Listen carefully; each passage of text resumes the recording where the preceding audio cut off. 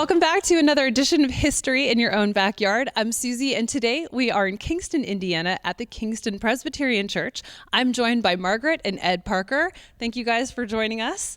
And today I just want to talk to you guys a little bit about the history, and I would love to know when this building was built. Okay, would you like to know when the first building was built? Yes, I would. Start from the beginning, good sir. Kingston was the first Presbyterian church here in Decatur County. The first church was founded in 1826, and they met in homes for a couple years, and finally in 1828 they built a log cabin over across the road in the cemetery, and they had meetings there. And also in 1826 they let some of the members, gave them leave to go into Greensburg to form that Presbyterian church. So we're sort of the mother church of Decatur County. 1836, they built a brick church building next to the log cabin. And they held church there for about 4 years. And then in 1840, they built a frame building down the road, which burnt in 1882. And how they did it, but by 1883 they had this brick building where we're at right now built, and it was dedicated in 1883. So some of the structure, the stained glass windows, the ceilings are very unique here. Can you elaborate a little bit on that, Margaret? Sure. The building itself is a Victorian Gothic style, and we have a German architect, and he's brought in features from Europe that we have in our building, the stained glass windows, the coffered ceiling.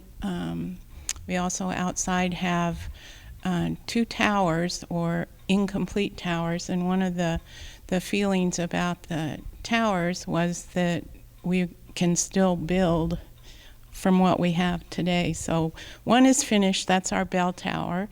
The other one is just a little short steeple, and so we can still build on what we have today. Very cool. There are also features. The arrangement of the sanctuary is a typical basilica arrangement. Instead of having columns down where our aisle is, that's how they switched it out. We also have a balcony up here that was used. Edward's Sunday school room was up there.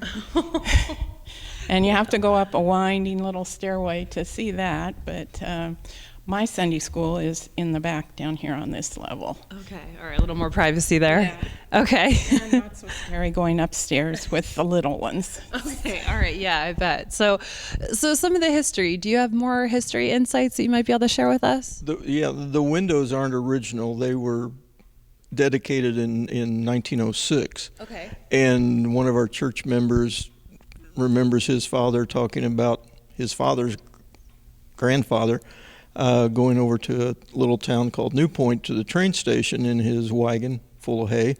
They loaded the windows up on that wagon, and he drove the team back here. I don't know who built the windows or specifically who put the windows in, installed them, but 1806 they were dedicated for the church. Wow. 1906. 1906, yes. It's all right. I know your history. I do know history. Okay, so, and what about you? Do you have any other historical treasures you might be able to share with us? Well, the Women's Society was the original missionary society here at the church, and we still have a group of women who are supporting the church in various ways, locally and internationally as well. So this church was part of the abolition movement. Can you talk about that a little bit, Ed? Sure. From Kentucky, members came up, and they were anti-slavery and pro-abolition. And this area, well, from Madison, Indiana, on northward, was strong with the Underground Railroad, and stations are along this way. Samuel Donnell was one of the founding members, and he went to court with a suit about runaway slaves, And so, Margaret, can you weigh in a little bit on how this church was part of the Underground Railroad efforts? Well, we have a plaque over in their cemetery across the way that talks about Caroline and her children who ran away and were helped here in Kingston by some of the local families to get on to Canada. The organ behind us, is that a working structure, or is that just a huge set of pipes? That's just a huge set of pipes. They were used a long time ago. The organ over here is what we currently use. The pipes used to be functioning. There was a bellows back there, and the organ keyboard was up in that area. And kids from the church, their job was pump the bellows up so they could keep the organ going during the service. So back before electricity. Yeah, before electricity, right. But they still have the stop poles up in there and that thing, but it doesn't function anymore, no.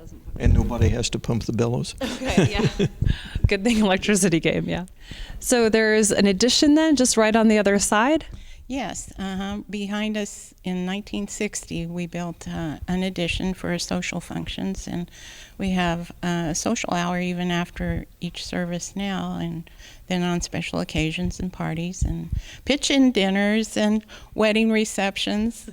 All the fun We stuff. use it a lot, yeah. Oh, good. It was a smart addition. Yeah. This has been another edition of History in Your Own Backyard. I'm Susie. Today we were in Kingston, Indiana at the Kingston Presbyterian Church. I was joined by Margaret and Ed Parker. Thank you both for joining me. And remember, travel slowly and stop often. Bye for now.